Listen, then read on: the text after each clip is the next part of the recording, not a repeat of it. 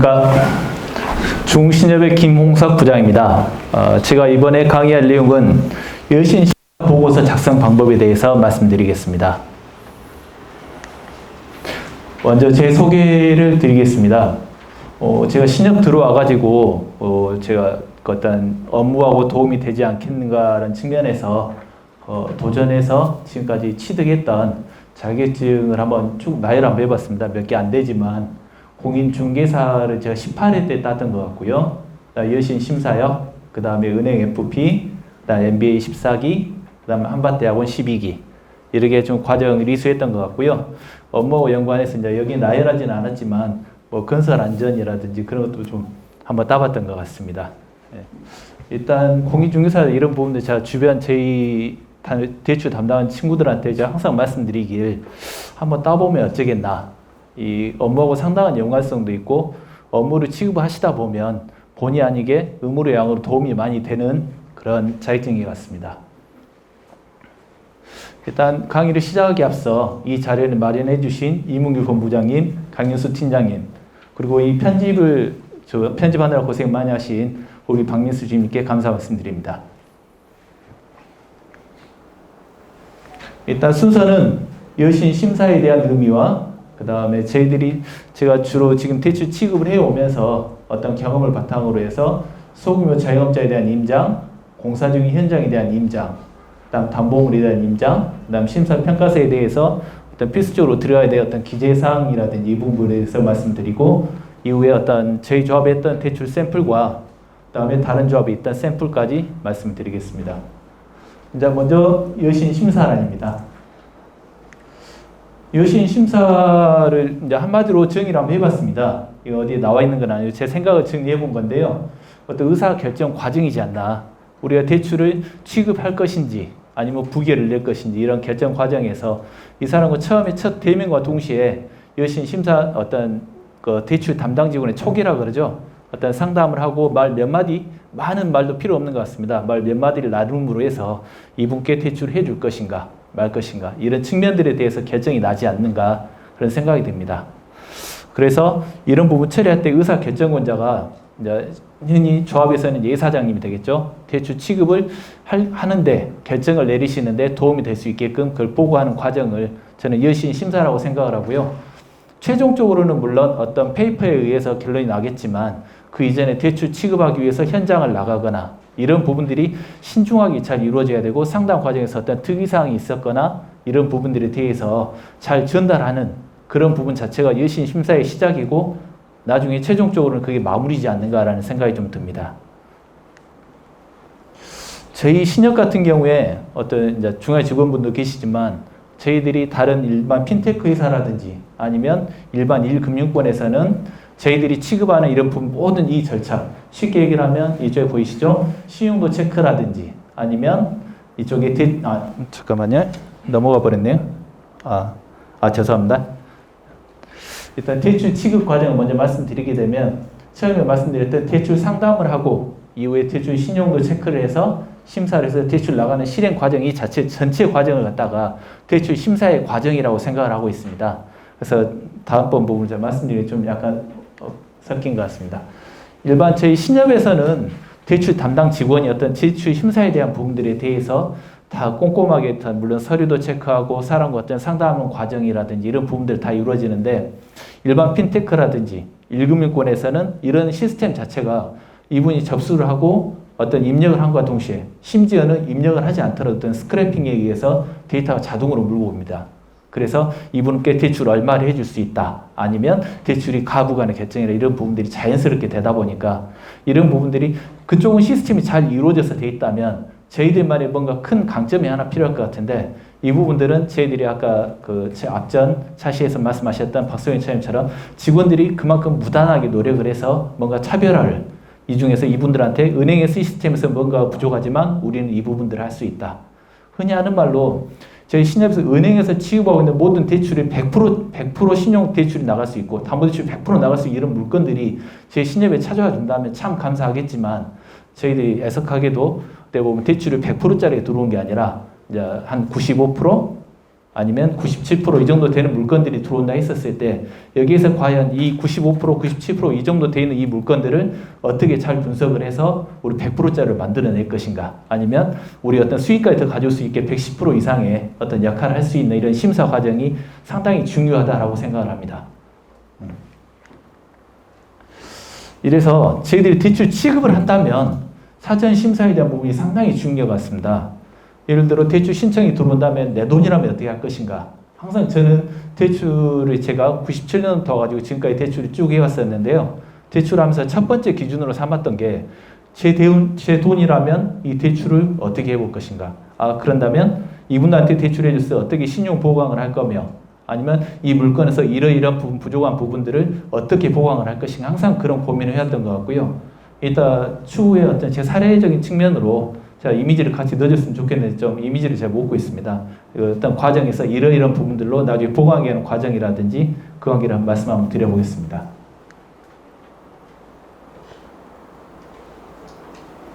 일단은 이제 본론으로 들어가세요. 제가 지금 대출을 이제 어떻게 보면 짧다면 짧고 길다면 긴데 20년 이상 대출을 해오면서 저희들이 중요하게 생각했던 부분들이 좀 있습니다. 항상 저희 조합에서 대출 처리를 하게 되면 이러한 과정들을 거쳤던 것 같습니다. 이건 예를 들어서 저희 조합원 중에 식당을 하고 계시는 분들에게 대출 처리하면서 이런 과정을 거쳐서 제가 처리한 것 같습니다.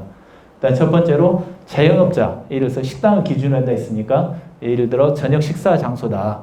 그런 다음에 한 7시 정도 전후해서 물론 업무가 마무리됐다 하더라도 그 시간대에 현장을 방문해서 손님이 어느 정도 계시는지 그런 부분들. 그 피크 타임에 꼭 체크를 하고요. 강희수 팀장하고 이 자료를 만드는 과정에서 모 조합에서 이렇게도 하고 있다 하더라고요. 예를 들어서 지금 우리가 백종원 씨가 하고 있는 골목 식당 있지 않습니까? 거기 보게 되면 식당 갔었을 때 안에 냉장고 문을 열어보고 어떻게 하고 있더라는 그 부분이 먼저 연상이 됐었는데, 모 조합에서 식당에 가가지고 냉장고를 열어보고 또 부자재라든지 이런 부분도 어떻게 관리하고 있는지 그런 부분들까지 체크를 하신다 하더라고요. 그래서 저희보다 한 단계 한 수 위인 조합들도 있으시구나. 저희는 일단은 피크타임 손님들 얼마 정도 있는지 그 정도는 항상 체크를 합니다. 모든 대출들은 저희들이 현장 나가서 체크를 했던 것 같습니다. 그 다음에 손님들, 저희들이 이제 앉아있다 보면 손님들 응대하는 것도 물론 보일 거 아닙니까? 그러다 보면 손님들께 어떻게 하는지. 우리가 예를 들어서 텔레비에서도 보게 되면 그러지 않습니까? 손님들 응대를 할 때 어떻게 아주 무뚝뚝하게 본인 일만 하고 손님하고 눈도 안 마주치고. 우리 신협도 그런 조합은 없겠죠? 그런 부분들이 상당히 좀 이제 어떻게 응대하는지 그런 부분들하고 테이블 객단가로 해서 이 테이블이 한 테이블이 있다면 4인 기준으로 했었을 때 평균적으로 2인이 오는지 아니면 3인이 오는지 아니면 4인이 오는지 이런 부분들 전체적으로 봤을 때 테이블은 많지 않더라도 그 부분은 항상 체크를 했던 것 같습니다. 더불어서 임차 보증금이라든지 이 부분이 임차 보증금이 상대적으로 높다면 이분이 장기적으로 장사를 할 만한 확률이 상당히 높다고 생각이 되고요. 그 다음 더불어서 신용도라든지 이런 부분들, 이분께서 재산이 이거 이외에도 별도의 재산이 어느 정도 있고 집은 자택이신지, 이건 당연히 다 하고 있는 내용이시겠지만 자택이신지, 그리고 저는 중요하게 생각했던 것 중에 어떤 이사를 어느 정도 자주 이사를 하시는지, 이사 빈도수가 높거나 아니면 직권말소 경력이 있거나 아니면 현재 살고 있는 집에서 어느 정도 살으셨는지. 예를 들어서 이사를 한 10년 정도 안 하시고 한 자리에 계속 계신 분들 같은 경우는 상대적으로 연체할 확률이 상당히 낮다고 생각합니다. 더불어서 우리 핸드폰 같은 경우도 그러지 않습니까? 우리가 지금도 011을 쓰고 계신 분들이 있다고 들었습니다. 이 핸드폰 번호를 안 바꾸고 꾸준하게 쓰신 분들 같은 경우에는 아무래도 내가 내 전화번호를 안 바꾸고 꾸준히 쓸 수 있다는 것은 그만큼 내 신용도를 관리할 수 있었다는 걸 반증하는 어떤 결과지 않나라고 생각을 합니다. 더불어서 유약이면 인구 유입이 꾸준히 이루어지는 지역을 기준으로 해서 저희들이 영업을 해왔던 것 같습니다. 다음은 공사 중인 현장에 대한 임장입니다. 제가 이제 사례를 한번 말씀을 좀 드리자면, 저희들이 지금 현재 조합에서도 이런 대출 취급을 하고 계신 데가 있으니까요. 담보신탁 플러스 대리사무 업무를 기준으로 해서 중도금 대출을 취급하고 있는 조합이 있는 걸로 알고 있습니다. 저희 조합 같은 경우도 한 4년 전쯤에 대출 처리를 했었어요. 대출 처리를 해서 그 현장 자체가 분양도 잘 됐고, 물론 공사도 잘 이루어지고 있었는데, 골조 공사가 마무리되기 직전쯤에 시공사가 일단은 폐업을 해버렸습니다. 그러다 보니까 그 공사 현장이라는 게 보통 시공사가 그러지 않습니까? 현장이라는 게 하나만 가지고 현장을 돌리지는 않거든요. 그러면 그 현장 같은 경우에 한 4개 정도의 현장을 동시에 돌리고 있었어요. 근데 저희들 같은 경우는 시행사도 전혀 이상 없이 운영이 되고 있었었고, 그 다음에 분양도 잘 이루어졌었고, 오히려 분양이 너무 잘 돼가지고 몇 개는 자기들이 가져가고 싶다 해서 분양을 멈췄던 현장입니다. 그 정도로 분양이 잘 되고 사업성 분석도 잘 됐던 현장인데 불구하고 시공사가 망하게 되니까 참 어려운 일들이 많이 발생이 되더라고요.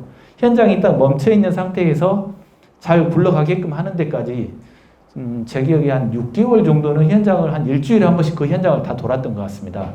그리고 현장을 가게 되면 예를 들어서 1층부터 시작해서 한 14, 5층 정도 됐던 것 같은데 그 현장을 전체를 제가 다 올락내락 다 해가지고 전 세대를 다 방문을 해서 어떤 특색이 있고 어떻게 하면 우리가 잘 해결할 수 있겠는지 그런 부분들을 고민해 왔던 것 같습니다. 그때 있었던 내용들을 좀 말씀을 좀 드려보자면, 일단 우리가 예를 들어 그러지 않습니까? 여기는 이 부분은 다른 현장 개념이긴 한데요. 우리가 공사 현장이 멈춰있는 현장을 갖다가 대출 신청을 하잖아요. 우리가 그럼 현장을 가서 보게 되면 이 사람들이 절대 멈췄던 현장이라는 부분을 보여주지 않게 하기 위해서 사람 배치를 합니다. 근데 가서 보게 되면 저희들이 이제 우리 신협에 있다 보면 그러지 않습니까? 우리가 금융기관 직원임에도 불구하고 현장도 많이 가게 되고 도면도 많이 보게 되고 어떤 현장들을 많이 보다 보니까 공정이 이러이러한 순서대로 흘러가더라라는 부분들에 대해서는 막연하게나마 알고 있거든요. 근데 현장에 갔더니 지금 이 다음 단계에서는 직원이 이쪽에서 일을 하고 있어야 되는데도 불구하고 그쪽에 사람이 전혀 투입이 되어 있지 않고 전혀 생뚱맞은 현장에서 사람들이 투입이 되어 있는 겁니다. 그리고 사람 숫자도 그렇게 많지 않고요.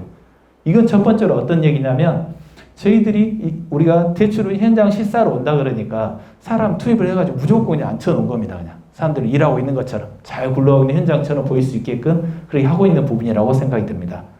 다음에는 유치권이 행사가 되게 되면 우리가 전 세대를 방문한다라는 게 어떤 개념이냐면 이 현장이 예를 들어서 한 20세대에서 30세대가 있다라고 예를 들어서 가정을 하게 되면 우리가 유치권 행사되고 있는 부분들이 현장 실사를 갔었을 때 어디 한 군데에다가 모아놓지 전체 세대에다가 어디에다가 모아놓지는 않거든요. 무슨 말이냐면 반대로 얘기를 하자면 전 세대를 방문하지 않았었을 때에는 혹시라도 유치권이 발생돼 있음에도 불구하고 우리가 놓칠 수도 있는 부분입니다. 그래서 그런 부분들에서 꼼꼼하게 좀 당연히 체크를 하셔야 되고요. 더불어서 주변에 있는 부동산이나 물론 가까이에 있는 신협이나 아니면 상가라든지 뭐 가까운 데 커피숍이나 가지고 커피 한잔 마시면서 앞에 이 현장 어디 사람들이 자주 오십니까? 일하시는 분들 많이 오십니까? 한마디만 하면 그분들은 말씀 잘 해주시거든요. 한번 당연히 현장 가서 물어보셔야 된다라고 생각을 합니다. 그 다음에 이 현장에서 자금 집행이 잘 이루어지지 않거나 아니면 현장이 멈췄을 때는 보통 우리가 하도급 업자들이 있지 않습니까? 돈을 받기 위해서 일은 해요.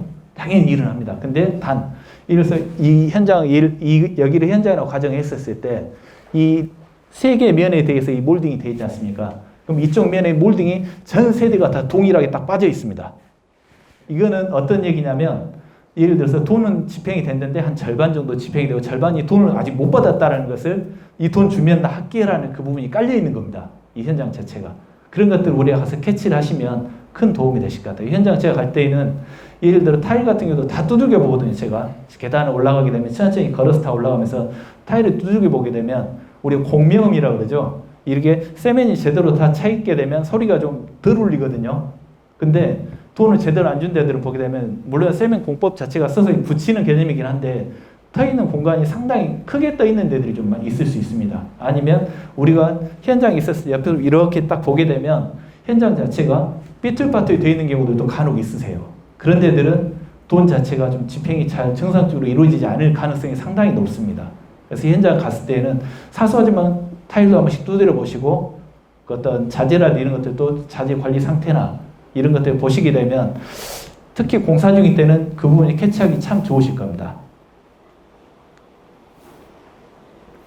그 다음에 이 부분도 당연히 이제 조합들에서 하시고는 계시겠지만 제가 해왔던 부분들에 대해서 나이라는 측면으로 해서 한번 정리해보자면 공사가 마무리됐다 하더라도 실질적으로 자금 집행이 100% 돼 있지 않은 경우들도 많이 있다 보니 유치권 포기각서나 이런 부분들은 당연히 진구를 하고요. 준공난지 통상 한 6개월에서 많게는 1년 정도 안쪽에 돼 있는 준공난 건물들에 대해서는 저희들이 유치권 포기각서를 받고 있습니다. 그 다음에 더불어서 시공사에 대한 세금계산서 이 집행이 돼 있는지 그 부분 당연히 체크를 하셔야 되고요. 그 다음에 아까쯤에 제가 말씀드렸던 현장이 멈췄을 때 이걸 다시 정상화시키는 과정을 한번 보자면 저희들이 시행사가 정상적으로 잘 굴러가고 있다 했습니다. 시공사만 단지 문을 닫았었거든요. 그러면 자금 집행이 어떻게 이루어질 것인지에 대해서 우리가 계획을 잡고 과거에 시공사 거기는 당연히 했던 하도급 업체들에 대해서 야들이 별도의 형태로 어떤 유치권이 들어올 수 있는 부분들을 원천 차단하셔야 될 거고 이후에 공사가 이루어진 부분들에 대해서 어떻게 우리 자금 집행할 것인지 두 가지 계획이 잘 맞물려야 되거든요. 그렇게 되면 아까 서두에 말씀드렸던 현장이 4개가 있다고 했습니다. 그럼 이 현장 4군데 중에서 우리 현장 쪽에 나머지 현장들은 굴러가고 있지 않기 때문에 이 하도급업자들은 우리 쪽에 돈을 다 받고자 할 겁니다.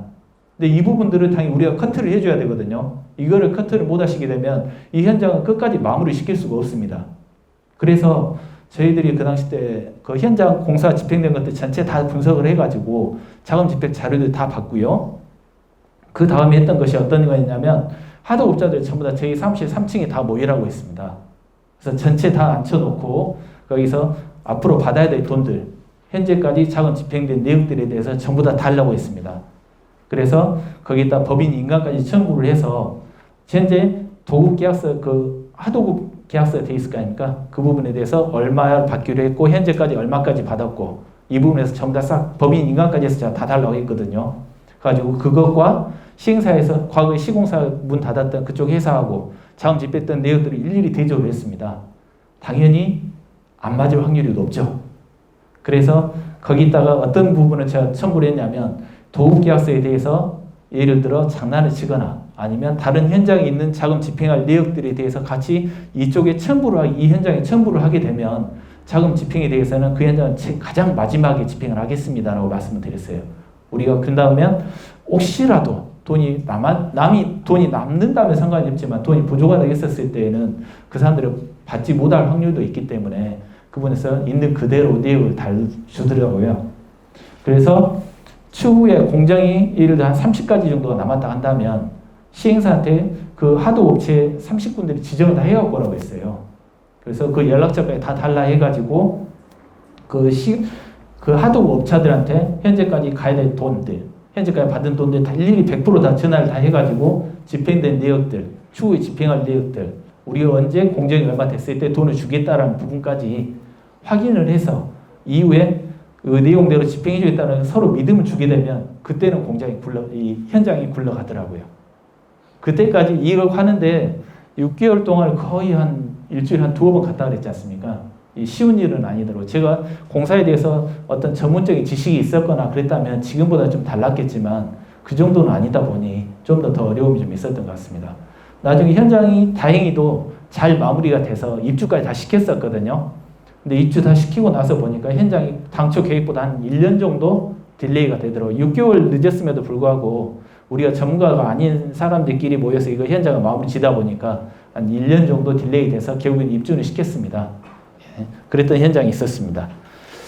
그 다음에 이쪽도 가서 보다 보면 이게 현장이 중간에 어떤 문제가 생겼던 현장들을 별도 현장 소장을 세워놓고 일을 보다 보면 전문가, 물론 그분도 현장 소장 오신 분들도 전문가라고 나름 모시긴 했지만 우리가 생각하는 그런 정도의 수준은 안 되신 것 같더라고요. 이게 어떤 부분이냐면 현장에서 저희들이 일반인들 보기에 예를 들어서 방통을 치고 그 다음에 예를 들어 몰딩이 들어오고 이런 순서가 쭉 있다고 한다면 이 현장이 순서가 바뀌게 되면 그만큼 공정이 더 딜레이 되는 부분들이 있을 수 있거든요. 근데 그런 부분들을 제 일반인들 보기에도 이러는데 그쪽 현장 소장님 저 불협화음이 좀 나서 현장이 또 사실 또 좀 딜레이가 됐던 부분이 좀 있어요. 근데 이런 부분들도 우리가 최소한 현장을 우리 자주 답사를 가시잖아요. 가시게 되면 다음번에 어떤 현장들이 진행이 되더라 정도만 알고 계셔도 좀 큰 도움이 됐을 것 같습니다.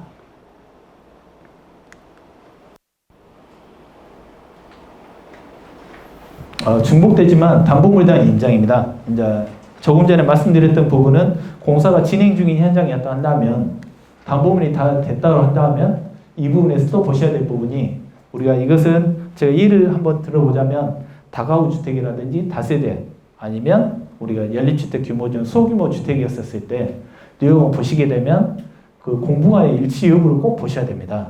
우리가 준공 나오고 나서 보시게 되면 준공 내고 나서 조그맣게 뭐 상가를 개조를 하거나 아니면 조그맣게 사실 사무실 상가 허가가 나 있는데 가서 보면 주차장 한쪽 칸을 갖다 전체 상가로 전용을 하거나 이런 경우가 좀 많이 있습니다. 그래서 그런 부분들도 당연히 가서 보셔야 되고요. 이후에 이게 원상 회복이 가능한지 그 부분은 꼭 보셔야 될 것 같아요. 예전에 저희들이 현장 중에 한 개가 준공을 못 낸 현장이 하나 있었어요. 최종적으로 준공 내는 데까지 2년이 걸렸던 현장이 하나 있습니다. 거기가 옥상 쪽에다가 옥탑으로 허가를 한마디로 창고로 허가를 내놓고 주택으로 개조를 해버렸더라고요. 그래서 세입자를 내보내고 준공을 냅시다. 근데 사전 입주까지 돼 있던 현장이었어요. 그래서 준공을 내자 했더니 준공을 못 내고 한 2년 정도 갔었는데 결론은 그분 같은 경우에는 쉽게 얘기를 하면 한 4억 받을 거는 한 절반 정도 이렇게 받지 못했어요. 그 사전 입주함으로 해서 주변 이미지도 배려지고 그 사람들이 이 건물은 문제 있어라는 그런 이미지가 워낙에 강해지다 보니까 사람들이 매매를 하려고 해도 잘 매매가 되지도 않고요. 준공도 못 낸 현장이다라는 그런 부분 이미지가 강해지면 참 어려웠던 것 같습니다. 결론적으로는 거기 나중에 창고 싹 다 철거하고 새로 마무리 지어서 이제 준공 내서 팔기는 팔았습니다. 그런 현장들은 우리가 처음에 갔었을 때 답사 우리가 하고 얘기를 하더라도 이렇게 딜레이가 걸릴 수 있거든요. 잘 보셔야 될 부분인 것 같습니다. 저희 조합 같은 경우에 보게 되면 대출 처리를 거의 99%는 광주 쪽에 대출 처리를 하고 있습니다. 어떤 부분이냐면 광주 관내에 있더라도 저희들이 보면 모르는 지역들이 분명히 있을 겁니다. 근데 타 지역까지 가게 되면 저희들이 알고 있는 물건이 아닐 확률이 더 높고 타 지역에서 타 지역에 있는 금융기관에서 해결을 못했던 부분들이 저희 쪽으로 왔다면 뭔가 색안경을 끼고 볼 수밖에 없다라고 생각을 합니다. 그러다 보니 타 지역에 갈 때는 항상 그쪽 지 인근에 있는 조합들이 가가지고 이러이러한 부분들이 있는데 어떻습니까? 어떻게 생각하십니까? 꼭 물어봤던 것 같고요.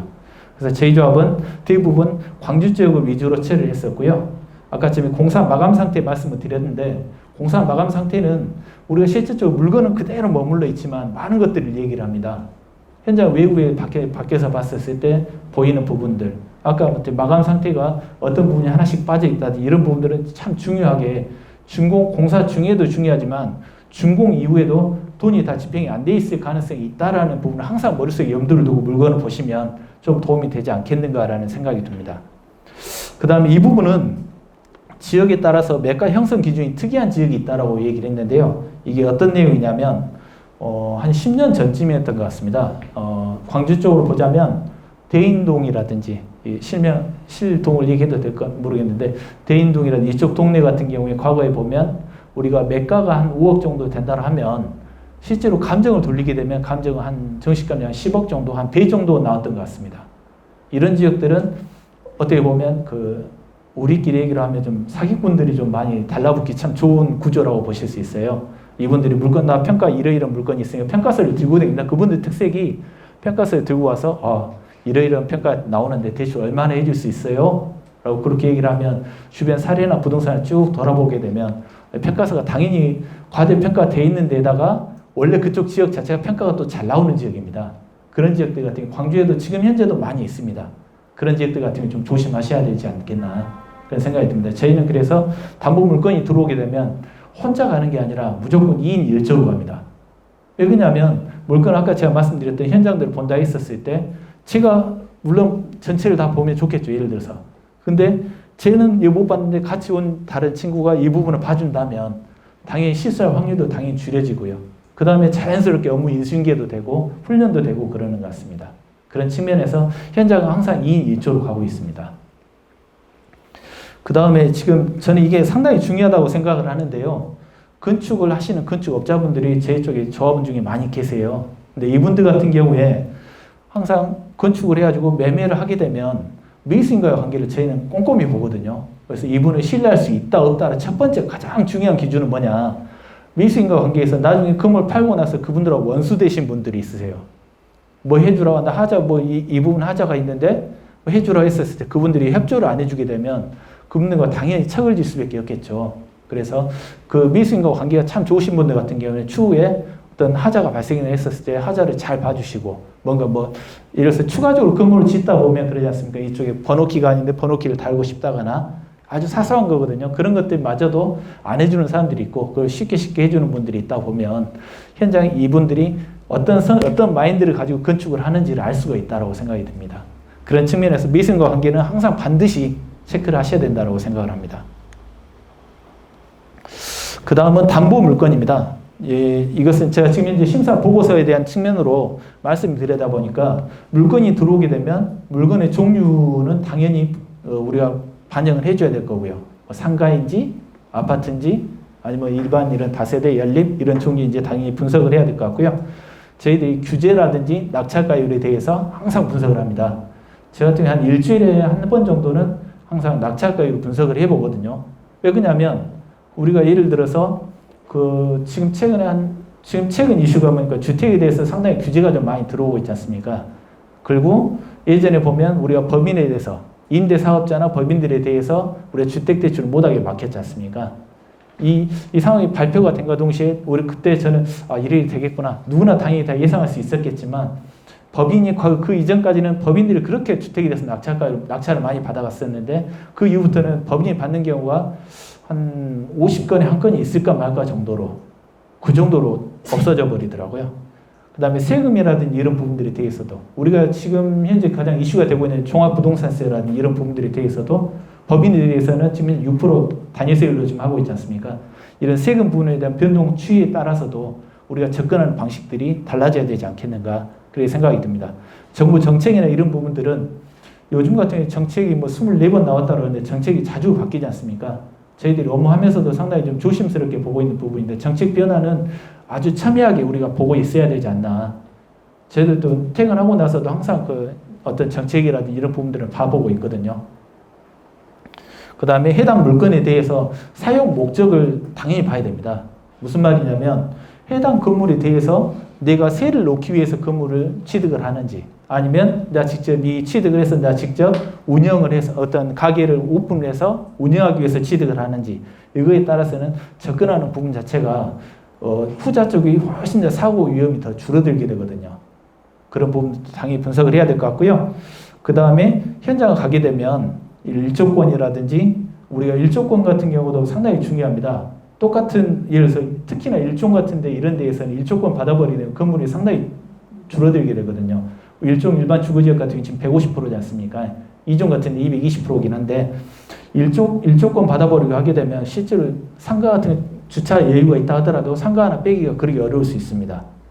특히나 그리고 택지 지역 같은 데 보게 되면 주택과 상가에 대한 비율이 6대4라든지 8대2라든지 이런 식으로 아예 딱 규정이 되어 있는 지역들도 있으니까 그런 것들도 토지만 보실 게 아니라 이쪽에 토지 물건이 들어왔을 때 1조가 받는지 건축선이 얼마나 무르는지 막다른 도로에서 옆에 도로는 내가 얼마만큼 뒤로 내줘야 되는지 이런 부분들을 잘 보시게 되면 순수하게 현재 토지지만 이 토지가 나중에 건물 지었을 때 활용 가치가 어떻게 될 것이다 라는 부분들을 분석할 수 있지 않겠는가 하는 생각이 좀 듭니다. 사례가격 적용이라고 했는데요. 뭐 이게 어차피 이건 다 업무를 하고 계시는 내용이긴 한데 제가 한번 적어봤던 것 같습니다. 빌리매입을 중심으로 해서 사례가격 분석을 당연히 해보고요. 일조권이나 도로 전면 폭이 우리가 불과 몇 년 전일까요? 한 4년 전쯤에 그때는 우리가 어떤 원룸이라든지 이런 거 건물을 짓는다고 했었을 때 8m 저반 도로가 아니면 건축 허가를 거의 내지를 않았었어요. 근데 지금은 6m 도로만 된다 하더라도 대부분 건축을 지었지 않습니까? 이게 불과 4, 5년 전 얘기거든요. 그 이전에는 그 건물 자체를 지지를 않았어요. 순수하게 6m보다 더 줄어들게 되면 해전각 때문에 건물이 뒤로 물러서게 되거든요. 그런 부분들 또 땅을 보게 되면 그냥 보는 게 아니라 그런 부분들 전면 도로가 어떻게 되는지 현황 도로가 어떻게 되어 있는지 이런 부분들까지 사진까지 다 찍어서 볼 수 있게끔 해주시면 어떤 결론 내리는 과정에서는 상당한 도움이 되지 않겠는가라는 생각이 좀 듭니다. 당연히 신축 단가표를 통해서 적상 가격이라든지 이런 부분들 하시는데 우리가 사례 가격 이 신축 단가표를 기준으로 했었을 때 이 신축 단가표는 서울을 기준으로 되어 있기 때문에 통상 광주를 기준으로 하면 약간 좀 높게 되어 있는 경우들도 좀 있습니다. 그런 부분 좀 감안해서 하시면 좋을 것 같고요. 더불어서 우리가 신축 단가표는 매년 보통 2년에 한 번꼴로 발표를 했던 것 같긴 한데 이 가격이 계속 지금 올라가고 있거든요.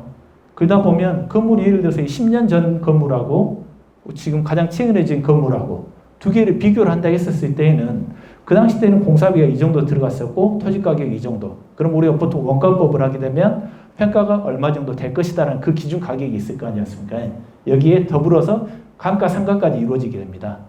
그렇게 되면 해당 물건에 대해서는 제가 뒤에서도 좀 말씀드릴 것 같긴 한데 우리가 경제적 내구년수와 장부상 내구년수는 다르거든요. 무슨 말이냐면 신축 단가표에 보게 되면 우리가 철근 콘크리트를 기준으로 했었을 때 내구년수는 50년입니다. 우리가 근데 일반 건물들 가서 보시게 되면 50년 동안 돈 자금 투입을 전혀 안 한 상태로 그 정도의 가치를 유지를 내준다는 건 사실 불가능하거든요. 우리가 한 10년 정도 되게 되면 해당 건물의 가치를 유지를 하기 위해서 리모델링이 이루어지지 않으면 여기 대해서 어느 누구도 거듭떠보지 않은 그런 건물이 될 수도 있습니다. 그런 측면에서 저희들은 10년 정도 되게 됐는데 봤는데 10년이 지났는데 리모델링이 안 돼 있다. 그랬을 때 감정을 하게 되면 거기에 감정 가액에서 추가적인 감가로 해서 저희 한 70에서 80%만 인정을 합니다. 그걸 해주지 않게 되면 나중에 어떤 현상이 발생이 되게 되냐면 처음에 말씀드렸던 매가가 5억이면 감정가 한 7, 8억이 나와버립니다. 그걸 잡아주지 않게 되면 우리가 그 과도한 감정으로 인해서 대출 사고 날 확률이 높아질 수 있겠죠. 그 다음에 건물의 특수성 체크라고 그러는데요. 항상 유행이 타게 되더라고요. 건물 자체가. 요즘 추세는 사람들이 걷는 걸 아주 싫어합니다. 예를 들어서 계단 한 2층, 3층, 4층 이렇게 올라가다 보면 사람들이 걸어서 올라가려면 요즘 사람들 4층까지 잘 안 갑니다. 그러다 보니까 요즘에 승강기가 없는 건물들 같은 경우에는 상당히 좀 나중에 환가에서 애를 먹을 가능성이 높아졌죠. 그리고 안집 같은 경우에도 보게 되면 다락이 이제 들어있냐 없냐에 따라서 예를 들어 요즘엔 다락도 평균 높이 1.5m 해주면 되는데 그 높이를 좀 길게 느리 빼가지고 거의 안집처럼 그런 형태로 빼는 경우들도 좀 많이 있더라고요. 그리고 거기에 더불어서 일반 건축물 이런 일반 건축물인지 아닌지는 꼭 건축물이 아니라 체크를 하셔야 되고요. 그 다음 요즘 보게 되면 다락에 이런 데 화장실 못 넣게 돼 있죠. 이런 부분이라든지 이런 것들 가서 보시면 일반 건축물이 있는지 일반 사항이 있는지 없는지 정도는 우리가 볼 줄 알아야 될 것 같습니다. 그 다음에 용도 지정의 중요성이라는 게 어떤 부분이냐면 우리가 보통 보면 그 상권이 예를 들어서 상가가 큰 대형 상가를 짓게 되면 용도가 지정이 되어 있는 경우가 있습니다. 그래서 이쪽에는 세탁소, 이쪽에는 미용실, 이쪽에는 예를 들어서 뭐 식당 이렇게 지정이 되어 있는데 우리가 가서 물건을 보게 되면 바로 옆에 101호, 102호, 103호 있으면 우리가 102호 봤더니 식당이 잘 되고 있습니다. 그래서 바로 옆에 봤더니 바로 옆에 구조도 똑같고 모양도 같고 접근성도 같고 그래 이 정도 되겠다고 했는데 결론은 어떤 형태로도 용도 지정이 되어 있으면 우리가 그 부분에서 큰 패착이 있을 수가 있기 때문에 그런 부분들까지도 잘 알아보셔야 될 것 같습니다.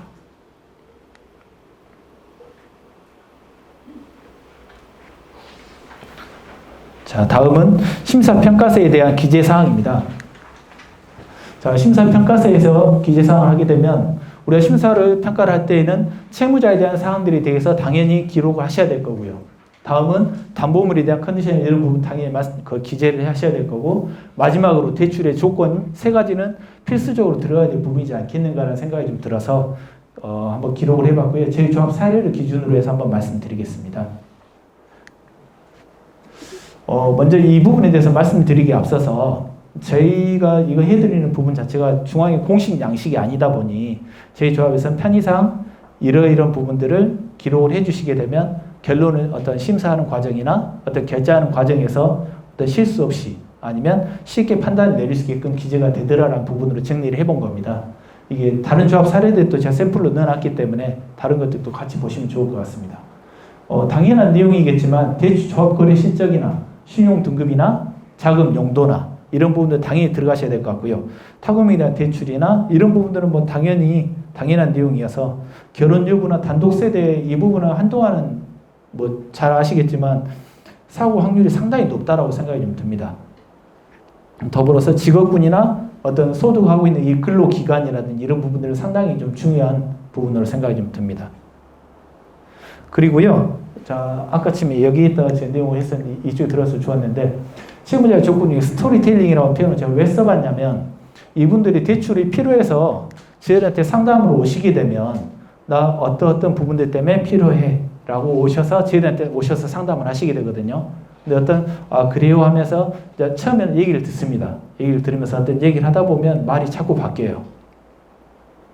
처음에 이게 때문에 필요하다 했었는데 나중에 보다 보니까 또 말이 바꿔지고 또 좀 지나게 또 말이 바꿔지고 이런 부분들은 용도 자체가 저희들한테 대출을 받기 위해서 용도라든지 이런 부분들을 제시한 부분이시고 실제로는 별도의 다른 형태로 가신 분들이 많아서 이래서 흔히 하는 말로 정치자금, 도박자금 이런 거 우리 못하게 돼 있지 않습니까? 이런 것처럼 뭔가 정상적이지 않은 그런 용도의 확률이 상당히 높고 스토리텔링상 순서가 다 맞아줘야 됩니다. 본인이 한 말이 끝까지 대출 자금 집행이 이루어질 때까지 앞뒤가 맞지 않으면 저희는 대출을 하지 않습니다. 다음은 앞에서 말씀드렸던 내용이 계속 이어가는 것 같은데요. 물건의 종류나 낙찰가율이나 공부상 일치 여부나 이번에도 저희한테 물건이 하나 들어온 게 하나 있었는데 땅이 100평이라면 위에 건물이 일치성 인정이 돼요. 근데 건물이 건폐율 자체가 110%가 되는데 110평인 거예요. 예를 들자면. 이런 건물도 있더라고요. 그래서 법리적으로 어떤 문제가 없겠는지 매매도 잘 정상적으로 이루어지고 다 이상이 없는데 이런 부분들도 의외로 있는 경우가 있어서 해당 법원이나 다 알아본 관계상으로 봤을 때는 큰 하자가 없다고 해서 자금 집행하긴 했었는데요. 그런 특수한 건물들도 있더라고요. 그 다음에 이방 건축 여부나 제시 건물이 있다든지 이랬었을 때는 당연히 창고나 달아낸 것들은 당연히 소유에 대해서 당연히 받으셔야 될 것 같고요. 그 다음에 교통성, 접근성. 예를 들어서 저희들이 땅을 보게 되면 예를 들어서 큰 도로에서 핸들을 몇 번 꺾는가를 저는 중요하게 생각합니다. 무슨 말이냐면 이 큰 도로에서 들어오는데 한 번 꺾었어요. 한 번 꺾어서 들어가면 예를 들어 해배당 제곱미터당 20만 원을 깎고요. 옆으로 또 한 번 또 꺾은다. 저 제곱미터당 20m를 깎고요. 이런 식으로 계속 그만큼 차량이 꺾어지게 되면 접근성이 그만큼 떨어지는 거고 사람들이 실제로 거기에 대한 선호도가 많이 떨어지게 됩니다. 그래서 그런 접근성 같은 게 상당히 좀 중요하게 생각을 하고요. 인근의 교육기관 여부라든지 이런 것들은 중요한 것 같습니다.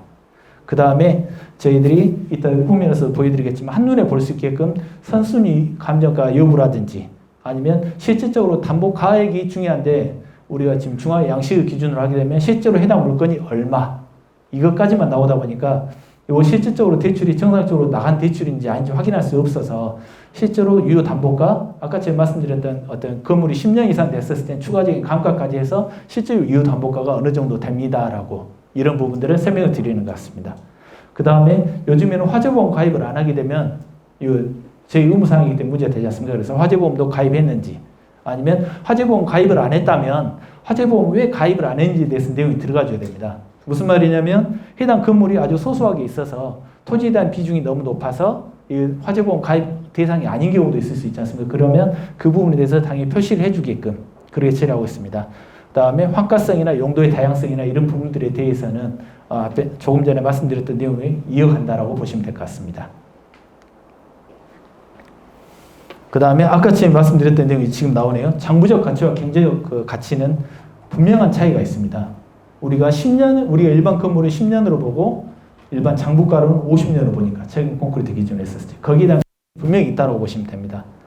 그 다음에 저희 조합 같은 경우에는 한 장짜리로 해서 대출 유효 담보가라는 내용을 주소로 기준해서 쭉 입력을 해 놓거든요. 하게 되면 쭉 입력되다 보면 우리가 컨트롤 F로 기능으로 해서 우리가 검색해 볼 수가 있습니다. 어떤 동은 우리가 한 2년 전쯤에는 평가를 어떻게 했었고 1년 전쯤에는 평가를 어떻게 했었고 현재는 어떻게 하고 이게 쭉 볼 수가 있거든요. 그래서 평가가 혹시라도 이게 사람인지라 물건을 보다 보면 우리가 대출해 주려고 생각하면 그러지 않습니까? 똑같은 건물이 예뻐 보입니다.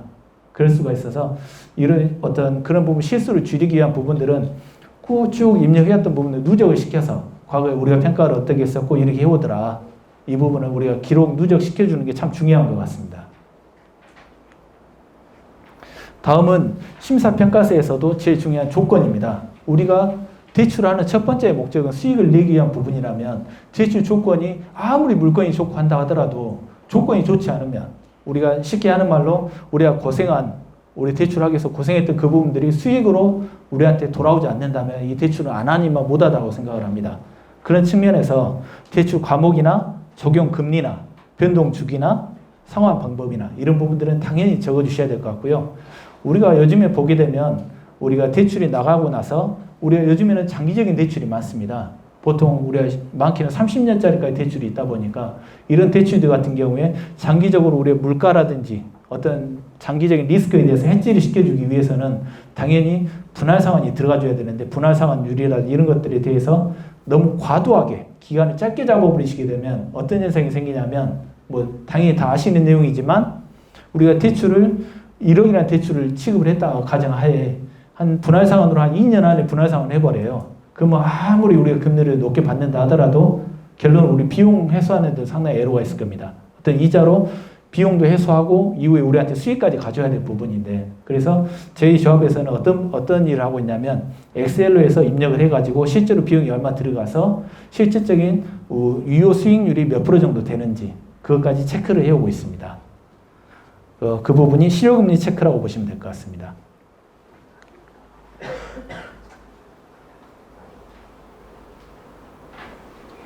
이 부분은 샘플입니다. 저희 조합에서는 대출 처리를 하게 되면 예를 들어 결제하시는 분들 같은 경우에 이 혹시 페이퍼 있으냐 보이시죠? 이쪽에 보시면 이 동글뱅이거든요. 해당 서류가 들어있는 것들은 동글뱅이로 다 표시를 해줍니다. 그래서 해당 서류에 이거 빠진 것이 있는지 없는지 당연히 대출 담당 직원도 볼 수 있지만 결제하신 분들도 보실 수 있게끔 같이 표시를 해주고 있습니다. 다음은 임대차 내역인데요. 저희 조합이 상대적으로 보면 다가구주택 대출이 좀 예정 부분 좀 있다 보니 임대차 내역을 잘못 체크하게 되면 사고 날 확률이 상당히 높아지게 됩니다. 그래서 전체적으로 엑셀로 해서 쭉 입력을 해가지고 실질적으로 우리가 선순위가 얼마 정도 되고 이 정도 되니까 우리가 채권 확보에 어느 정도 된다라는 부분들을 명확하게 표시를 해주고 있습니다. 자, 이것은 다른 점들도 하시고 계시는 내용이실 거니까 보시게 되면 사례가격이 따는데 저희 조합 같은 경우에 표준지를 기준으로 해서 옆에 유효 표준지하고 해당 사례하고 내용들에 대해서 우리가 보통 보면 토지가 없는 경우들도 있으세요. 그쪽 전부 다 건물이 다 있는 건부지에서 기존 건물을 철거를 하고 다시 하는 경우에는 그 역으로 저희들도 해당 건물에서 매매 사례를 기준으로 해서 그래 얼마 철거했었을 때 실질적으로 얼마 두 개를 동일한 비교 대상으로 해서 비교를 해주고 있습니다. 그 다음에 이 등기상 정보 증명서 같은 경우도 전체를 해버리게 되면 서로 너무 두꺼워지다 보니까 해당 부분에서 매매 가격이 나올 수 있는 이런 부분들만 실질적으로 첨부를 해서 좀 최대한 간소하게 처리를 해서 올리고 있습니다. 자, 이 부분은 아까 제가 말씀드렸던 한 장짜리 심사서입니다. 여기 아까 말씀드렸던 채무자에 대한 부분들 금액이나 어떤 금리나 기타 조건이라든지 물건 소재지 당연히 이건 다 기록이 돼 있으실 것 같고요. 여기에 저희들이 최근에 좀 집어넣었던 것 중에 우리가 보통 실수할 수 있는 확률 중에 하나 뭐가 있냐면 보통 다가구 주택에서 세대수로는 3세대인데 방이 6개인 경우도 있을 수 있습니다. 그랬을 때는 소유임차에서 해당 방수가 몇 개 정도 되는지 방수까지 현재는 표시를 하고 있습니다. 그래서 여기는 지금 상가다 보니까 실제로 해당 물건이 보게 되면 전체가 통으로 지금 사용이 되고 있고 임차 내용은 전혀 없고요. 기둥을 기준으로 해서 지금 상가를 갖다 소유임차를 뺐던 것 같습니다. 그리고 아까 말씀드렸던 화재보험에 이제 가입을 해서 질권 금액인데 입력을 해줬는데 화재보험이 질권 내용을 화재보험 가입을 안 하게 되면 어떤 기준에 의해서 우리 화재보험 가입 안 해도 된다는 내용을 기장을 해주게 되어 있습니다. 더불어서 상담자 의견까지 지금 하나 샘플로 한번 넣어봤습니다. 자, 그 다음 이것은 저희 공동대출로 해서 다른 조합과 같이 처리했던 건인데요. 저 용두동에 있는 스크린 골프장입니다. 스크린 골프장에 여기도 보시게 되면 개인 사업자한테 대출을 시행을 했고요. 여기 보게 되면 저희 주관적과 참여적 기록을 하고 저희 조합에서 취급했던 금액, 자금 용도는 사업 운전자금으로 해서 그 다음에 대출 금리가 얼마 되고 중도가 얼마 되고 기간은 어느 정도, 그 다음에 채권 보존을 위해서 근저당 이수위 설정하고 일부 지상권 설정. 여기가 지금 차량 진입하는 공간 자체가 있다 보니까 전체에 대해서 우리가 지상권 설정할 필요성을 느끼지 않아서 일부 지상권만 설정을 했던 것 같습니다. 그 다음에 담보물현 물건이 토지 있고 건물 있고 그 다음에 지인인도까지. 그 다음에 여기 해당 토지에 대해서 보면 1층이 그 커피숍하고 스크린 골프장, 2층, 3층 스크린 골프장.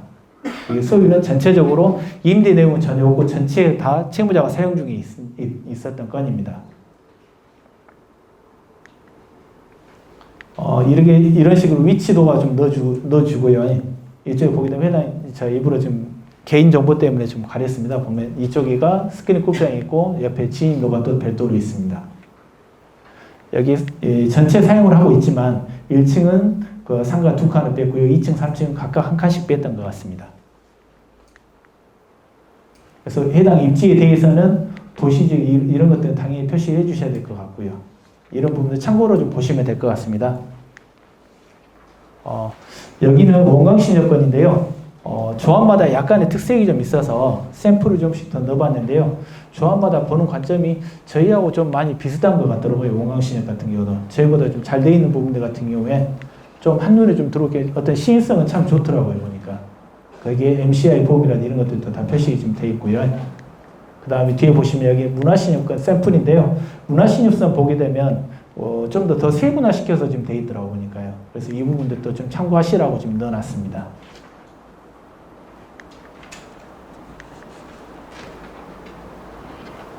제가 준비한 부분은 여기까지고요. 좀 질문 혹시 있으실까요?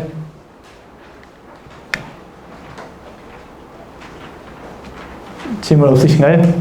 네, 그럼 이상으로 마치겠습니다.